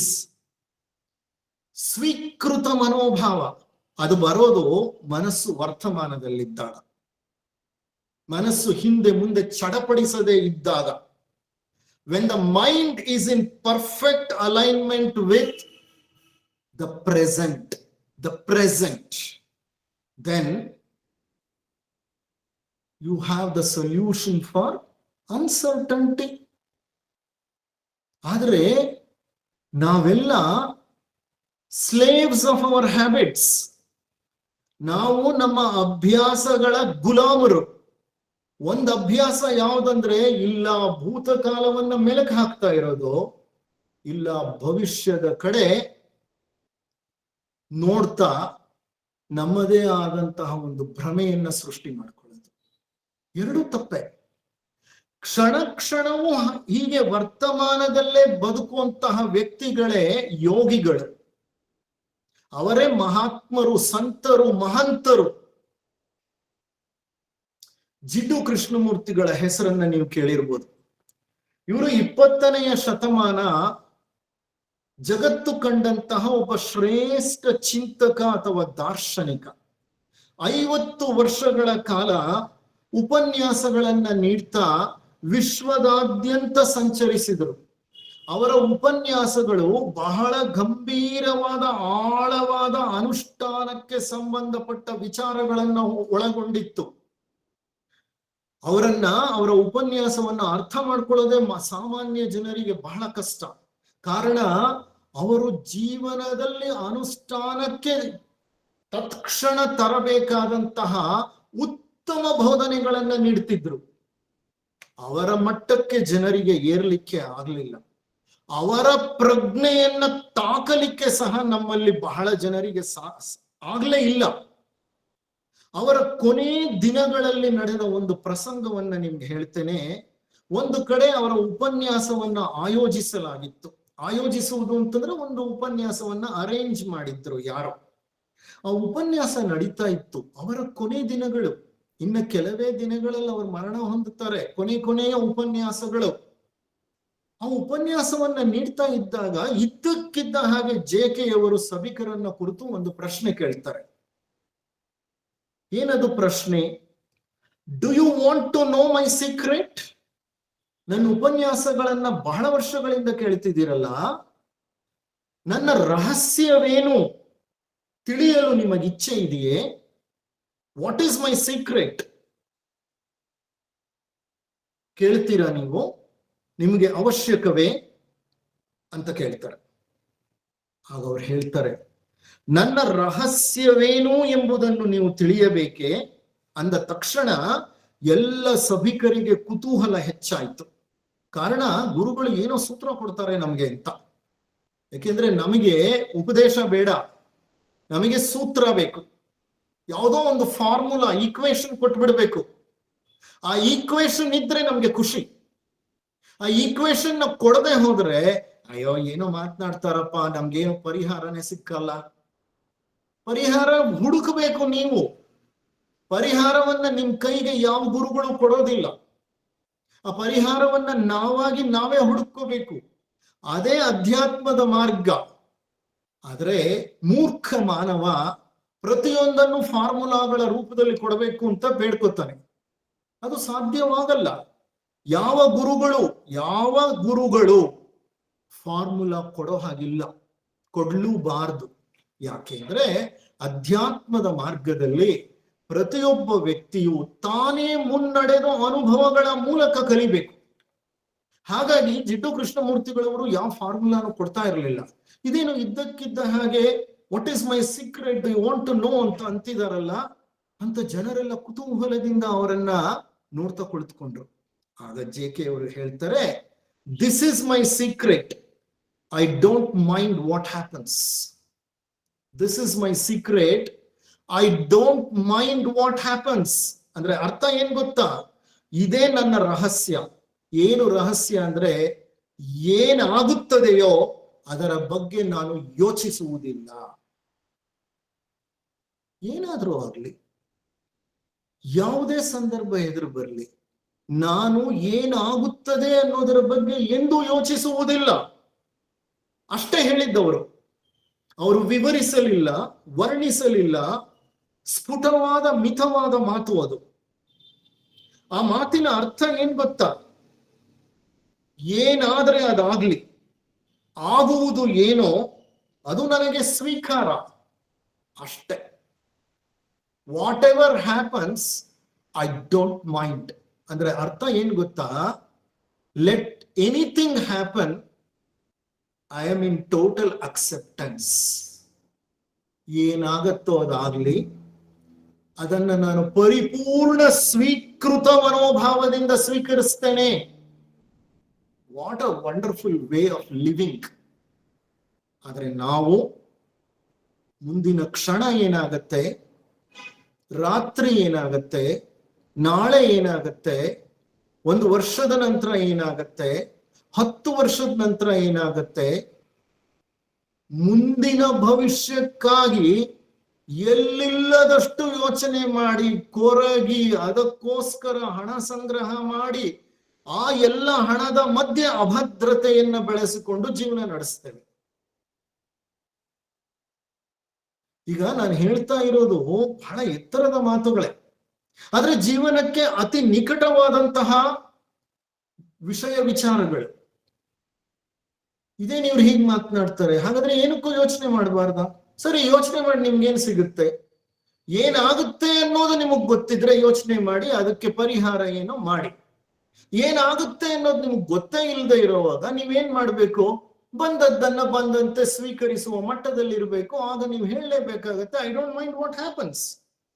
ಇದನ್ನೇ ಕೃಷ್ಣ ಭಗವದ್ಗೀತೆಯ 2ನೇ ಅಧ್ಯಾಯ ಸಾಂಖ್ಯ ಯೋಗದ 47ನೇ ಶ್ಲೋಕದಲ್ಲಿ ಹೇಳಿದ್ದು. ಸಾಂಖ್ಯ ಯೋಗ ಭಗವದ್ಗೀತೆಯಲ್ಲಿ ಬಹಳ ಪವರ್ಫುಲ್ ಚಾಪ್ಟರ್. ಅದು 2nd ಚಾಪ್ಟರ್ ಇದೆಯಲ್ಲ, it's a very powerful chapter. ಕಾರಣ ಅದರಲ್ಲಿ ಭಗವಂತ ಅತ್ಯಂತ ಉತ್ತಮವಾದಂತಹ ಕರ್ಮಯೋಗಕ್ಕೆ ಸಂಬಂಧಪಟ್ಟ ಉಪದೇಶಗಳನ್ನ ನೀಡ್ತಾನೆ. ಕರ್ಮಯೋಗ ಇದೆಯಲ್ಲಿ ಕರ್ತವ್ಯ ಎಷ್ಟು ಮುಖ್ಯ ಅನ್ನೋದನ್ನ ತಿಳಿಸ್ತಾನೆ. ಅಲ್ಲದೆ ಆತ್ಮಸ್ವರೂಪವನ್ನು, ಮನುಷ್ಯನ ಧ್ಯೇಯವನ್ನು ತಿಳಿಸಿಕೊಡ್ತಾನೆ. ಅಂತಹ ಒಂದು ಅಧ್ಯಾಯದಲ್ಲಿ ಕೃಷ್ಣ ಏನ್ ಹೇಳ್ತಾನೆ? ಅಯ್ಯ, ಕರ್ಮ ಮಾಡೋದಷ್ಟೇ ನಿನಗೆ ಅಧಿಕಾರ. ಕರ್ಮ ಫಲದ ಬಗ್ಗೆ ನೀನೆಂದೂ ಯೋಚನೆ ಮಾಡಬೇಡ.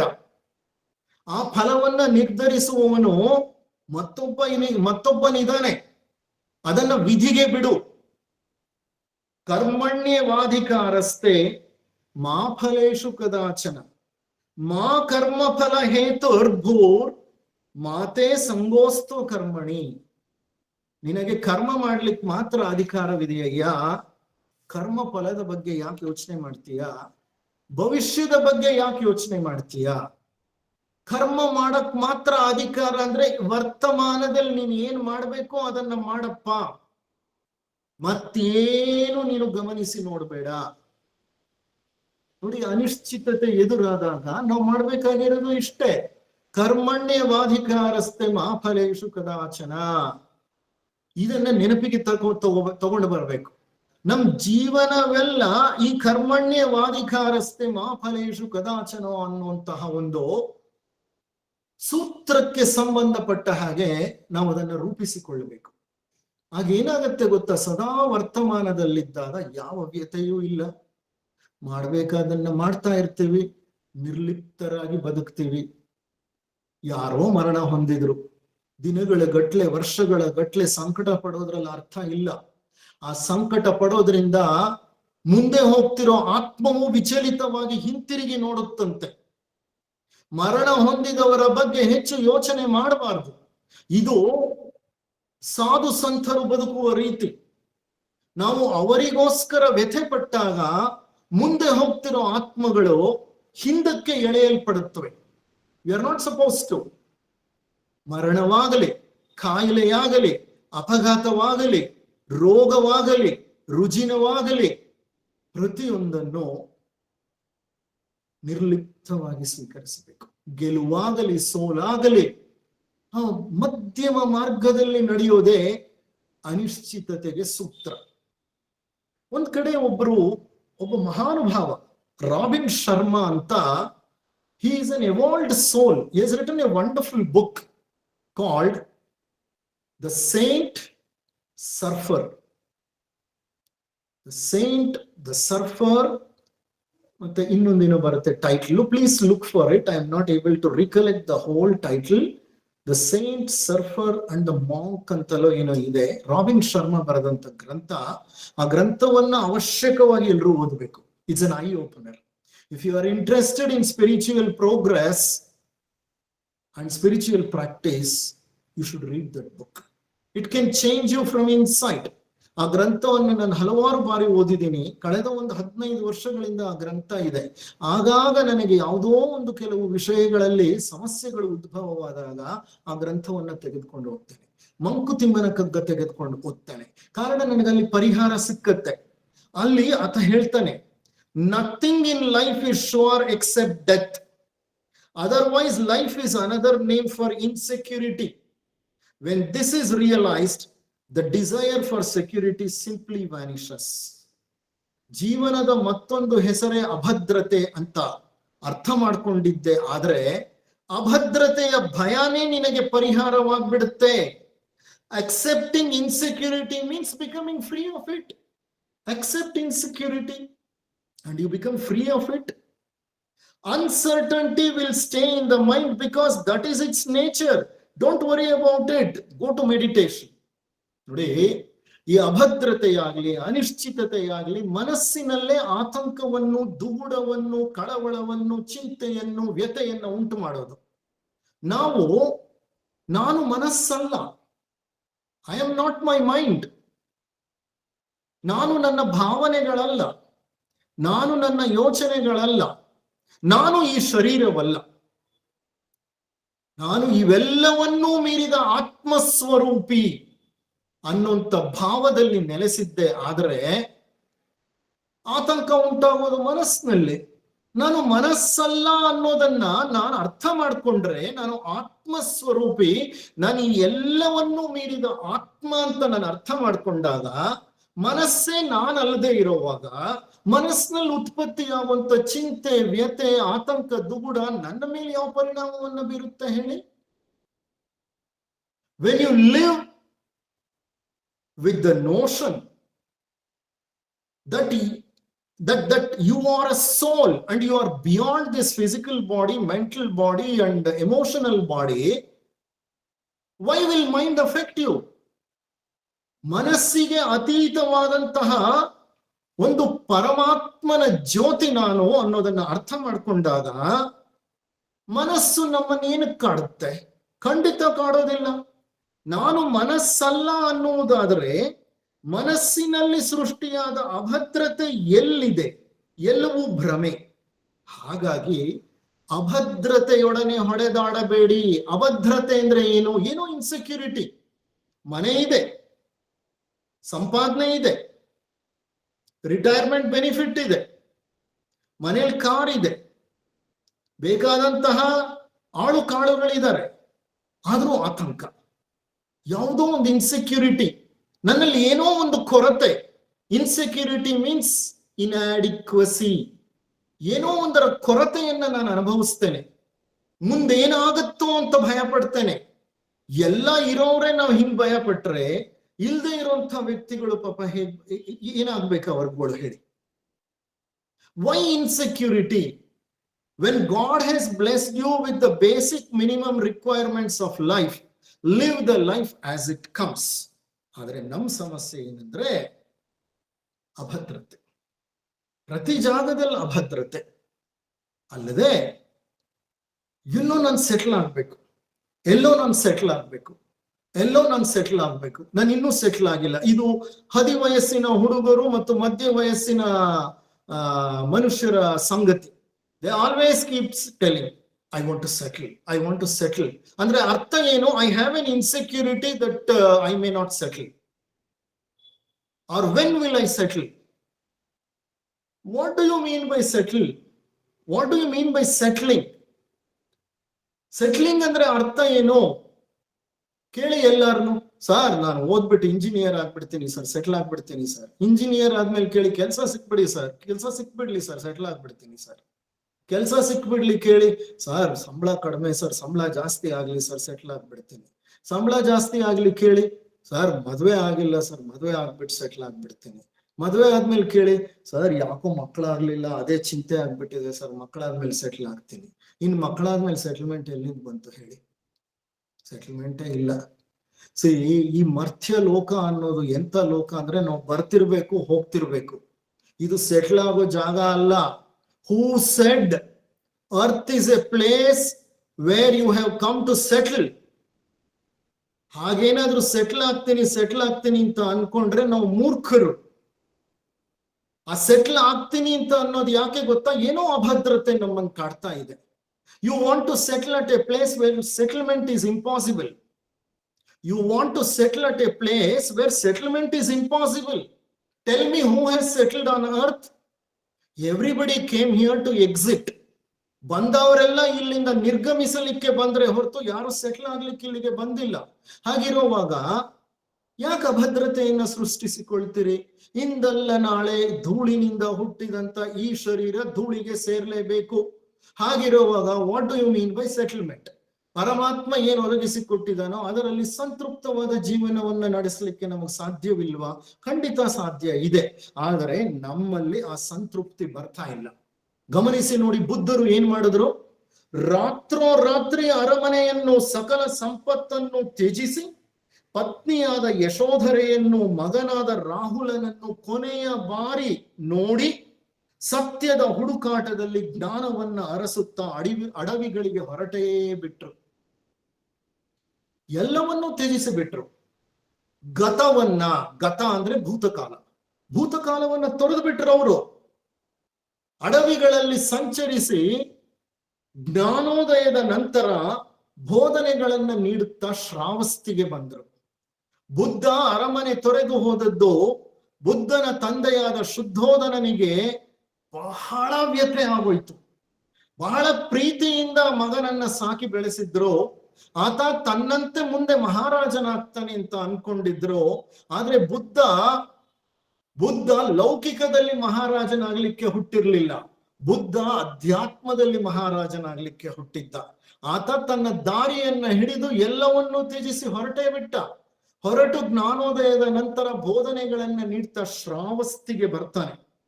ಬುದ್ಧ ಶ್ರಾವಸ್ತಿಗೆ ಶಿಷ್ಯರೊಂದಿಗೆ ಬರ್ತಿದ್ದಾನೆ ಅಂತ ತಿಳಿದುಕೊಂಡಂತ ಶುದ್ಧೋಧನ ಶ್ರಾವಸ್ತಿಗೆ ಬರ್ತಾನೆ. ಬುದ್ಧನನ್ನ ಪರಿಯಾಗಿ ಬೇಡ್ಕೊಳ್ತಾನೆ, ಅಯ್ಯ ನೀನು ಅರಮನೆಗೆ ಹಿಂತಿರುಗಿ ಬಿಡು ಅಂತ ಗೋಳಿಡ್ತಾನೆ ಬುದ್ಧನ ಮುಂದೆ. ಆದ್ರೆ ಬುದ್ಧರು ಹೇಳ್ತಾರೆ, ಅವರು ಭೂತವನ್ನ ಮರೆತು ಬಿಟ್ಟಿದ್ರು. ಬಹಳ ಜನ ಮಹಾತ್ಮರು ಹೀಗೆ ಭೂತಕಾಲವನ್ನ ಮರೆತು ಹೋಗ್ತಾರೆ. ಕಾರಣ ಭೂತ ನಮ್ಮನ್ನ ಬೆಂಬಿಡದೆ ಕಾಡುತ್ತೆ. ಅದಕ್ಕೆ ಪುಷ್ಟಿ ಕೊಟ್ಟಷ್ಟು ಅದು ನಮ್ಮನ್ನ ಕಾಡುತ್ತೆ. ವರ್ತಮಾನದಲ್ಲಿ ನೆಲೆಸ್ಲಿಕ್ಕೆ ಬಿಡೋದಿಲ್ಲ ಅದು. ಆದ್ರಿಂದ ಬುದ್ಧರು ಅಂದ್ರೆ ನಿಮಗೆ ಗೊತ್ತು, ಜಾಗೃತರಾದವರು. ಏನಂತ ಹೇಳ್ತಾರೆ ಬುದ್ಧನನ್ನ? ಜಗವೆಲ್ಲ ಮಲಗಿರಲು ತಾನೊಬ್ಬನೆದ್ದ. ಜಗತ್ತೇ ಮಲಗಿ ಗೊರಕೆ ಹೊಡಿತಾ ಇದ್ದಾಗ, ಅಂದ್ರೆ ಅಧ್ಯಾತ್ಮವೇ ತಿಳಿಯದೆ ಲೌಕಿಕದ ಕತ್ತಲಿನಲ್ಲಿ ಮಲಗಿ ನಿದ್ರೆ ಮಾಡ್ತಿರುವಾಗ ಆಧ್ಯಾತ್ಮ ಪ್ರಜ್ಞೆಗೋಸ್ಕರ ಮೇಲೆದ್ದು ಜಾಗೃತನಾದಂತ ವ್ಯಕ್ತಿಯ ಬುದ್ಧ. ಶತಮಾನಗಳಿಗೆ ಒಬ್ಬ ಬುದ್ಧ. ಅಂತಹ ಬುದ್ಧ ಭೂತವನ್ನ ಮರೆತಿದ್ರು.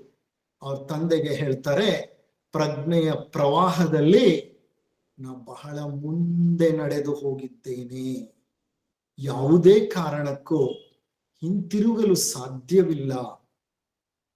ಬುದ್ಧರು ವರ್ತಮಾನದಲ್ಲಿ ಭದ್ರವಾಗಿ ನಿಂತಿದ್ರು.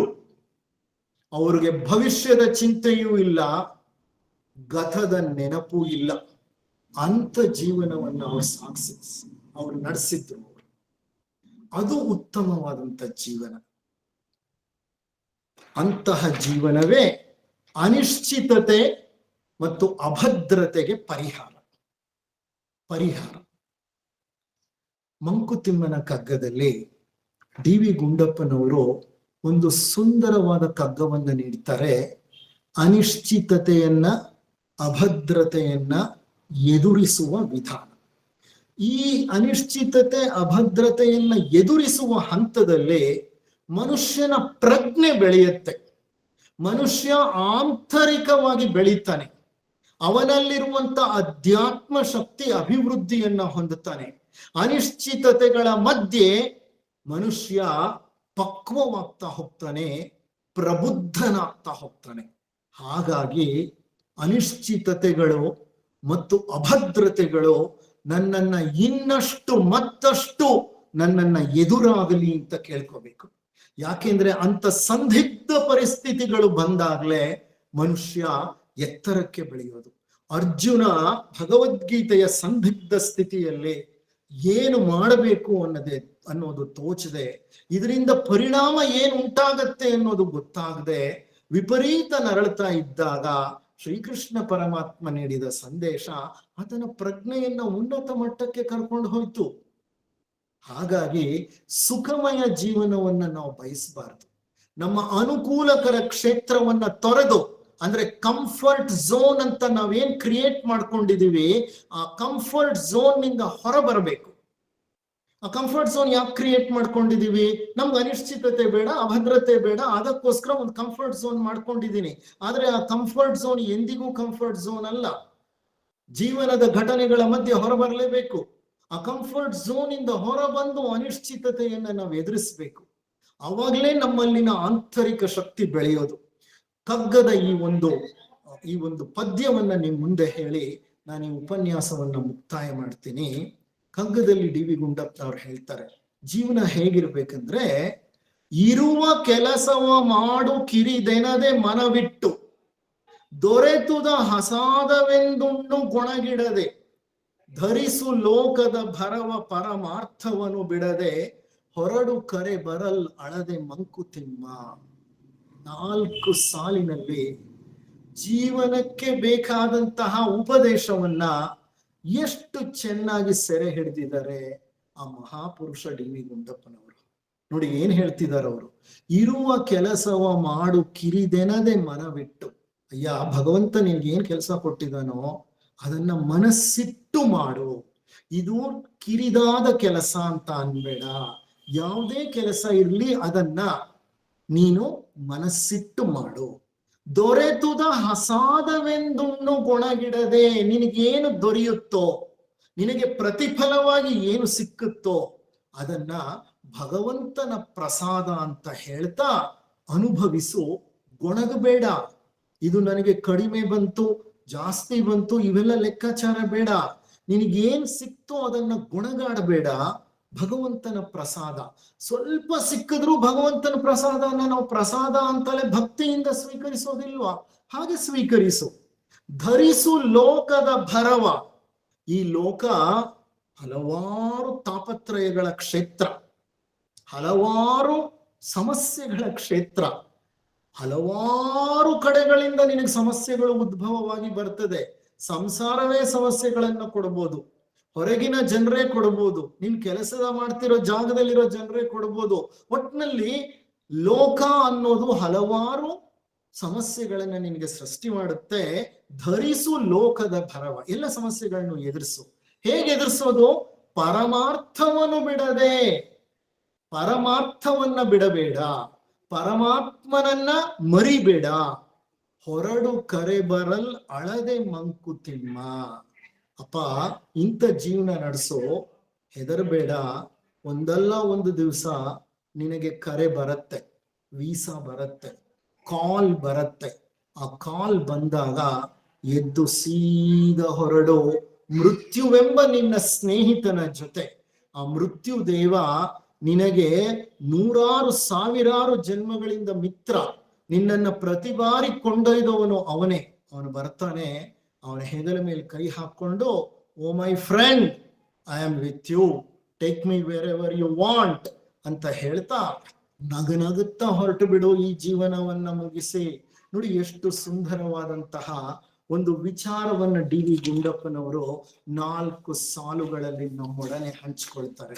ಇಷ್ಟು ಹೇಳ್ತಾ ನಾನು ಈ ಉಪನ್ಯಾಸವನ್ನ ಮುಕ್ತಾಯ ಮಾಡ್ತಿದ್ದೀನಿ. ನಿಮ್ಮೆಲ್ಲರಿಗೂ ನನ್ನ ಅನಂತಾನಂತ ವಂದನೆಗಳನ್ನು, ಧನ್ಯವಾದಗಳನ್ನ ಅರ್ಪಿಸುತ್ತಿದ್ದೆ.